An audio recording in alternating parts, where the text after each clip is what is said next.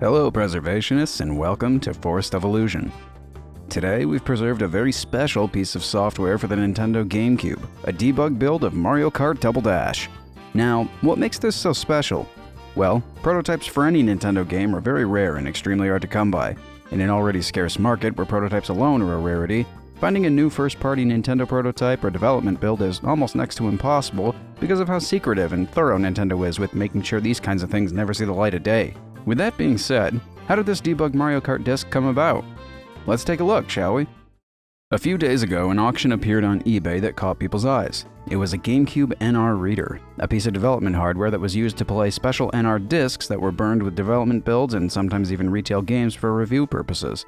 Upon closer inspection of the auction's images, we noticed that both the unit and the included disc contained a sticker denoting that they had belonged to Nintendo's Research and Engineering Division, commonly referred to as R&D.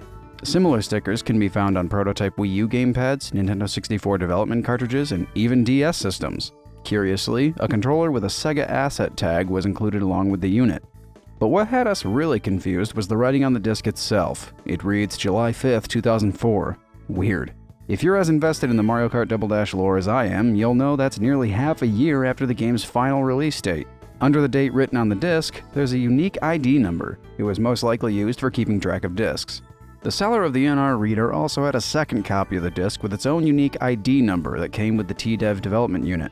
What's interesting about the TDEV is that these units were designed to not only read NR discs, but could also be used to load games and use debugging tools via USB connection. These bad boys even had double the RAM of a regular GameCube. Interestingly, TDEV units were mostly given out to educational institutions and universities to help upcoming game developers learn about video game development. So, what's this doing with Nintendo asset tags, a Sega controller, and a Mario Kart disc? We have some theories as to why, but we'll dive into that a bit later. Let's jump right into the juicy part. What's on the disc itself? One of the major caveats of purchasing prototypes is you never know what you may get. It's very possible you could just end up with a disc or cartridge that matches the retail version of said game. At first glance, we thought that this disc was no exception.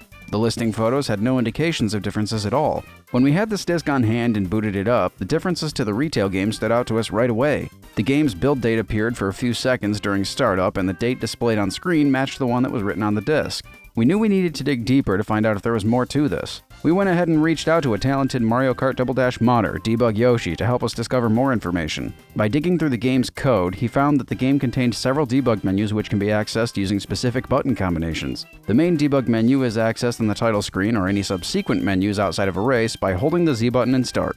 Here you can choose to run tests or quickly access the game's settings outside of the normal options menu. You'd be able to choose the number of players, select a mode, track, and many other options.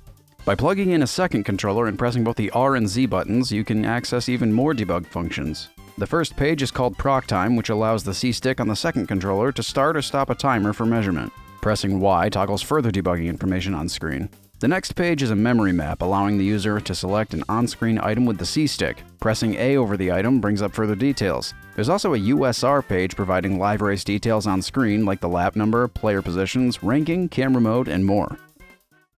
Now that we've discussed some details of the differences and unique features on this disc, it still leaves us with a lot of questions. Where did this build originate from? Why was it built half a year after release? Why in the world is it paired with Sega controllers? We may not have definite answers, but we can still speculate and form theories based on the information we have. We came up with a total of 3 theories on why this may be. The first thing that came to our minds when we saw this listing in the first place was, why in the world is there a Sega controller paired with an internal development GameCube? Perhaps this had something to do with the Triforce. Triforce was an arcade system that was developed by Nintendo, Namco, and Sega that was heavily based on the GameCube's hardware. There were a couple games that were even brought over from the GameCube itself and adapted into arcade titles. Notable examples are F-Zero AX and the Mario Kart Arcade Grand Prix games. The first Mario Kart arcade game was released in 2005, while this build was created in July 2004. It's extremely odd for a new build to be created with debug enabled half a year after the game's original release. Could this have been used for the development? Something to note is that the controllers belong to Sega of America, so it may not have been used for this purpose. Our second theory was that these systems and discs may have belonged to a university due to the presence of the TDEV, which I mentioned in the beginning of the video. It's possible that the inclusion of a debug menu on a build post-retail release could have been used to help get students comfortable with debugging tools. Ultimately, we think this somehow made its way out of Nintendo, made its way to a game shop, and was later resold on eBay paired with unrelated items. The disc simply could have been Nintendo employees just having fun and wanting to play a game of Mario Kart. Thank you all for tuning into this Forest of Illusion video. If you have anything you'd like preserved, feel free to contact us on Twitter or via email. Make sure to subscribe so you can keep up to date on all of our latest releases. If you liked this video, we have some other interesting videos you may enjoy on the channel too, so feel free to check them out. Until next time, goodbye.